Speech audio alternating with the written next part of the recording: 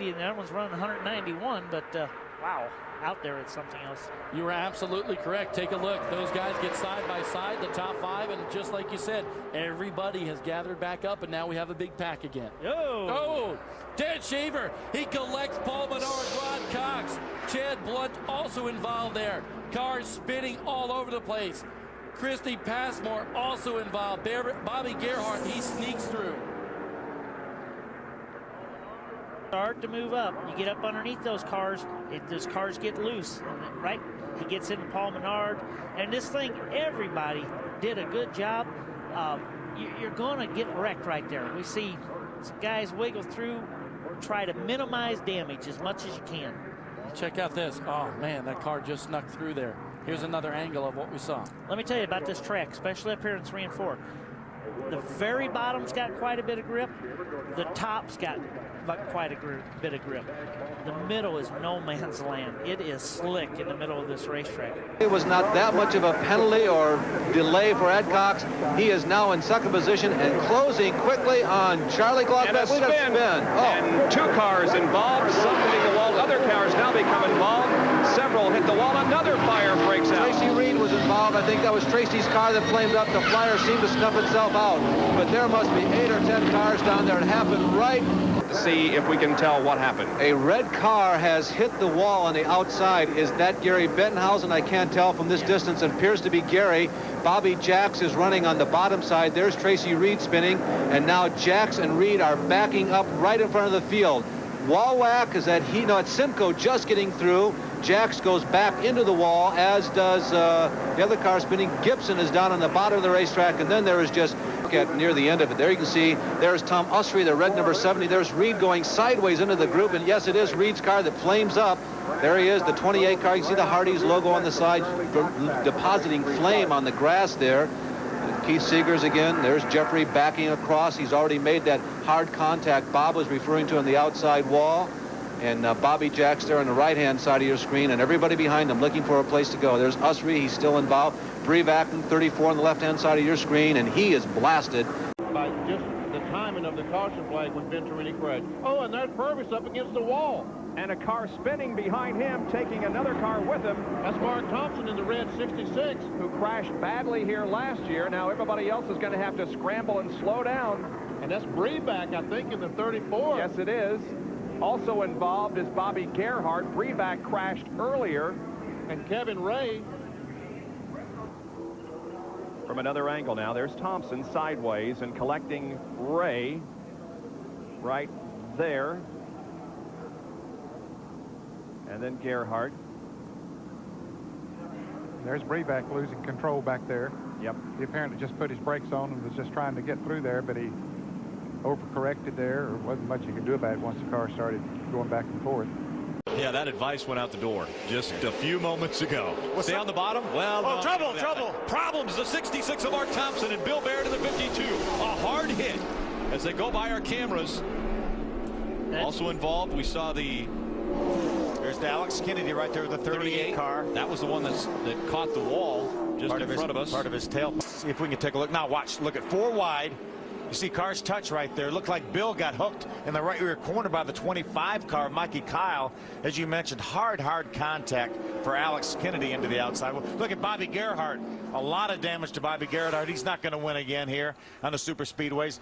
There was a contact right there. Mark Thompson's car gets up on 2 wheels. Pat to the shelter gets a little bit of piece of that. Sean Core had such a good running. He gets a piece of that. He's bottom of your screen left. Well, we are under caution here at Daytona. A wild scramble out of turn 4 involving at least a half a dozen cars. Major contact. Let's show you what happened just moments ago. Well, as they come off the corner, you see the 1 car. He's going to get it. I guess he's going to get booted from behind by Billy Venturini. He goes down, makes contact with Glenn Morgan in the 11.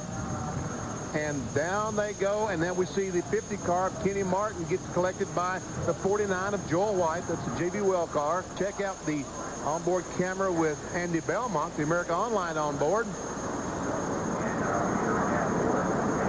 And we'll see all the smoke start.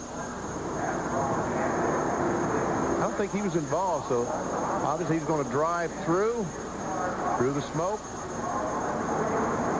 And the seas parted. and Andy drove through.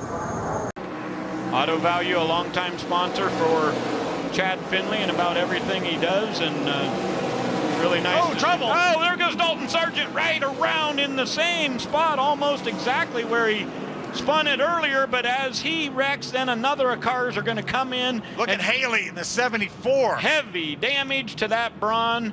In that group, a few of them came in there and made some pretty significant contact. There you see the 55 spinning. He goes down in front of Hesser. Yeah, you see Dylan Martin, the 48, turns around, and these guys lock the brakes up, the two of Cicerelli. And a lot of these guys, like Haley and Boswell, had already committed to the high side. Right. Yeah, Haley as well. Let's take a look now. You see Dalton Sargent get into Travis Miller in the 8, but behind them is where the trouble's going to be. You see the inside contact with the wall for Dalton Sargent. 98 ARCA Bondo Marhide champion, and trouble up out of turn 4. 2 cars, 3-4s make it now 6 cars, and it all breaks loose out of turn 4. Jerry Hill's involved. There's Kerry Earnhardt spinning around the car number 2. Cars coming down across the grass. Mark Gibson has come to rest against the inside pit wall. See if we can see what happened again here on lap number 12, coming off of turn 4. Well, the car is already spinning. That's C.W. Smith that's spinning off turn 4. And there's Shane Hupp in the 74 car getting bumped from behind, turned around, backing in the fence. There's Whittemore spinning, Kerry Earnhardt. Yeah, Kerry was just in a bad place. He tried to make an evasive move and got run in the side of and knocked into somebody to his right and then back across. And that's what happens. One car spins out in front of everybody. Everybody starts to make evasive action. Welcome back. It might be the kiss of death for us to go to caution break, or to break, because a caution comes out. A big one once again at Daytona in the ARCA Remax Series. That's Michael Annett in the 0-1. He won't make it 3 out of 4 at the super speedways this season. That's Eddie Mercer, the 51. He may make contact. Looks like they almost got tied up. It looked like he didn't make contact initially, and it maybe got Alley out of the throttle a little bit, Kenny. Yeah, it was real close. I mean, whether he did or not, but they just kept wrecking. You can see the sun there too isn't helping them at all. Yeah. You see Bill Baird sliding, but there was no contact for Bill Baird until later on here. And then the 99 made contact with the 44 Frank Kimmel. Alley spins back up into the racetrack. Steve Arpin runs into her. Now one of the cars trying to continue. And Benny Chastain in the 75. He actually bounces off 2 other cars and then hits the 45 as well. So looks like Benny got 3. That inside line has gained about a car. Oh, trouble already. Through the tri-oval. 78 goes around. The 98, their teammates. It's a big one at Daytona. It all started when the 78 of Cole Powell got turned sideways. 3 or 4 lines back, and the 78 definitely moved to the inside. Don't know if he had any help. Maybe it turned him sideways right into his teammate, the 98 of Gus Dean, that pushed him back up the racetrack right in front of the pack. Boy, it almost looked like there might have been a little bit of contact right there to turn that 78 sideways. If there would have been an opening down to the inside, he probably would have got away with it, but not this early in the race.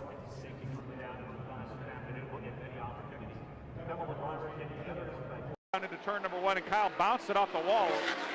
Didn't hit it super hard, but did hit it pretty hard enough to do some damage to the rear end of that car. But it has not impacted, as we've got some trouble down in turns 1 and 2. 3 cars tangle, make it 4 cars tangle down in turns 1 and 2, directly in front of the leader, as we've got 6 cars tangled up, including leader Mason Mingus. Boy, a big change in the complexion here this afternoon, as it looked like Milka Duno got turned sideways. James Swanson had nowhere to go. Brad Lloyd piled into that as well, and Mason Mingus